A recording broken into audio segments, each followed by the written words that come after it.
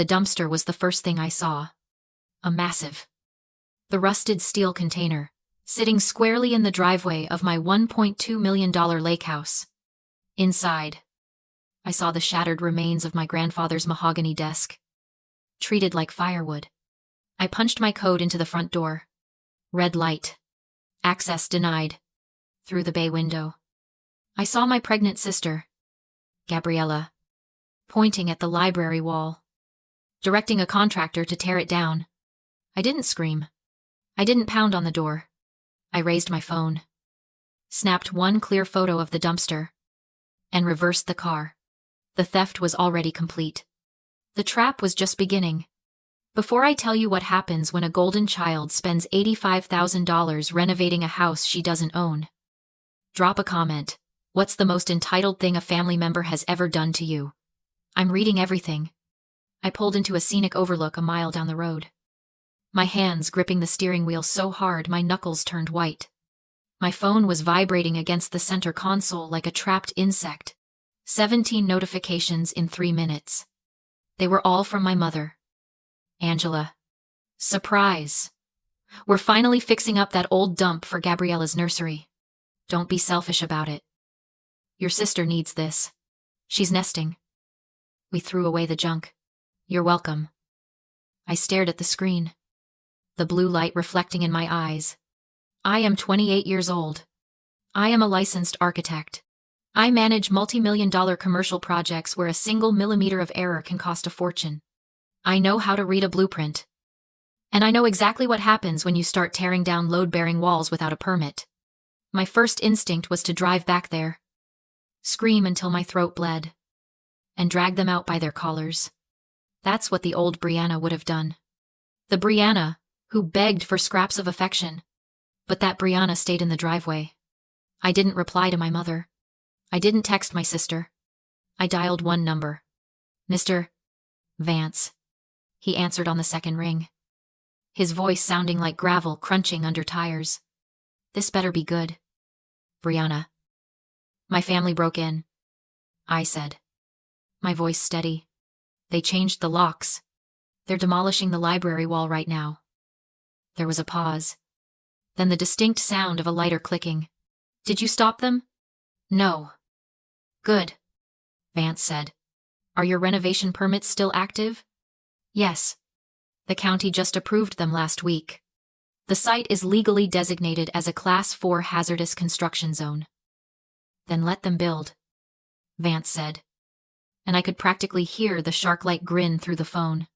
If you stop them now, it's a family dispute. If you let them finish, it's criminal endangerment and felony vandalism. Let them spend every dime. Brianna. Let them increase the property value before we drop the hammer. I hung up.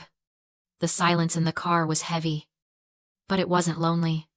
It was strategic. For the next 14 days, I became a ghost. I initiated what therapists call the gray rock method.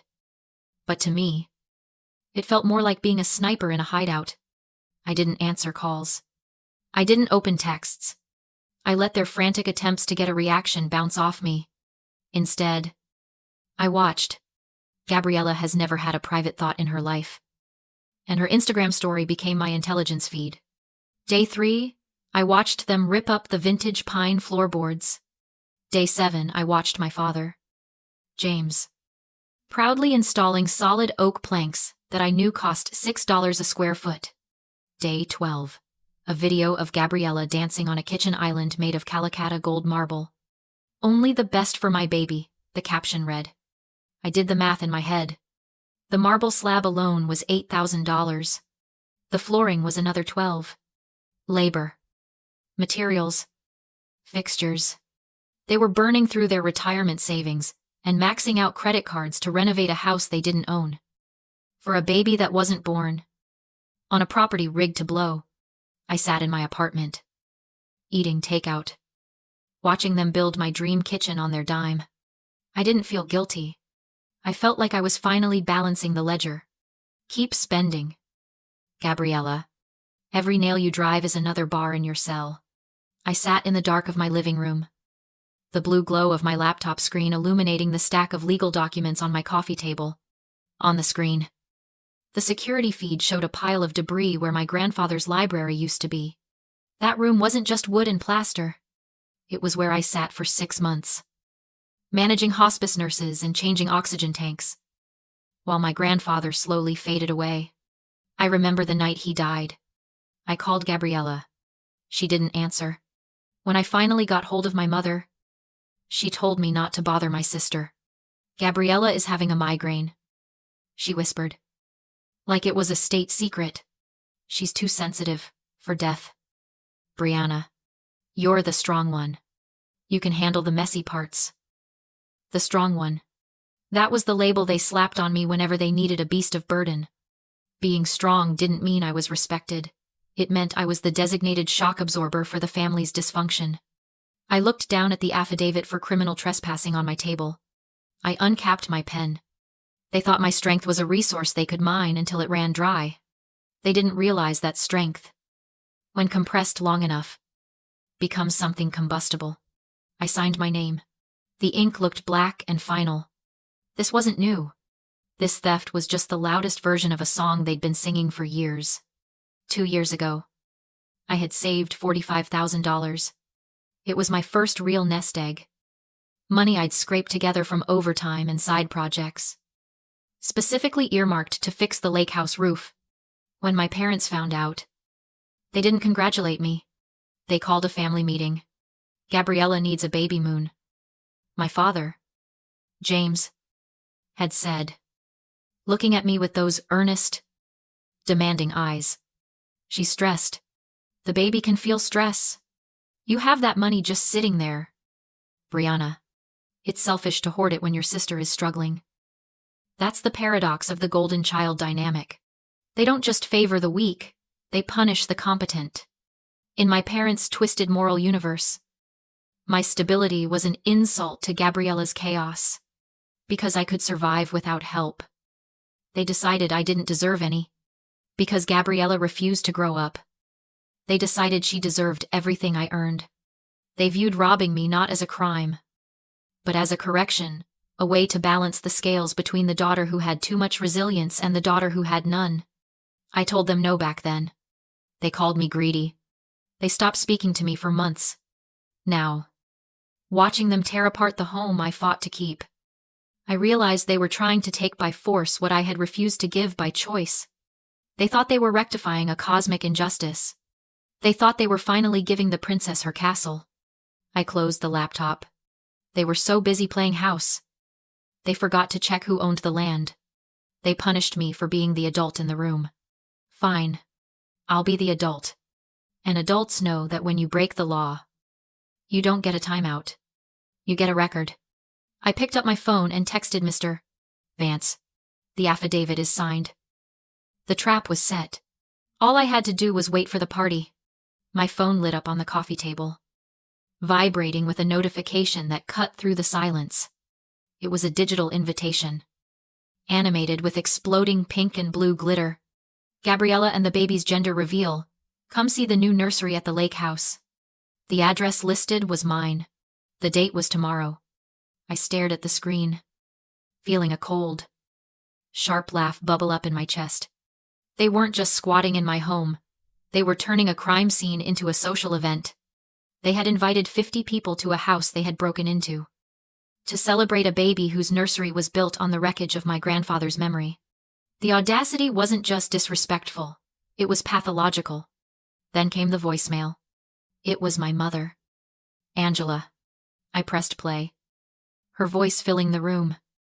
Syrupy, sweet, with a jagged edge of triumph. Brianna. I hope you got the invite. We finally finished the renovations. Honestly, you should thank us. We threw away all that dusty old junk your grandfather hoarded. The house finally has some class. If you decide to come, make sure you bring a gift. Gabriella needs a high-end stroller. Don't be cheap. Old junk. That's what she called the hand-carved rocking chair my grandfather built for my grandmother. That's what she called the books he read to me when I was small enough to fit in his lap. They hadn't just stolen a house. They had erased a history because it didn't fit their aesthetic. I didn't delete the message. I saved it. Evidence of intent. I opened the smart home app on my tablet. The cameras were still active. They hadn't figured out how to disable the hardwired security system. The feed loaded. And for a second, I didn't recognize my own kitchen. The vintage linoleum was gone, replaced by wide plank French oak flooring. The laminate countertops were now a sprawling slab of Calicut marble, veined with gold. They had installed a custom chandelier that looked like it cost more than my first car. I zoomed in on the details. The craftsmanship was excellent. My father, for all his faults, never hired cheap labor when he was trying to show off. I did a quick mental calculation. The floors, the stone, the lighting, the structural changes. They had easily poured $85,000 into this property in 2 weeks. They had drained their retirement accounts and maxed out every credit card Gabriella owned to upgrade a house they didn't hold the deed to. They thought they were nesting. They didn't realize they were increasing the asset value of the plaintiff. The anger that had been simmering in my gut for weeks suddenly cooled into something solid and heavy, like a weapon in my hand. They wanted a party. They wanted an audience. They wanted to show off their triumph over the selfish sister who wouldn't share. I stood up and walked to the window, looking out at the city lights. "You want a show?" I whispered to the empty room. "I'll give you a show." I picked up my phone and typed a message to Mr. Vance. "They're hosting a party tomorrow. 50 guests. Bring the sheriff."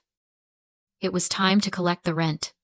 The next morning, I woke up at 6 a.m.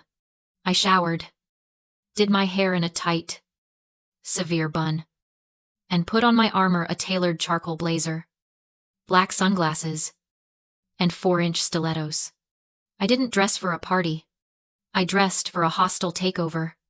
I met Mr. Vance and Sheriff Miller at a diner near the lake.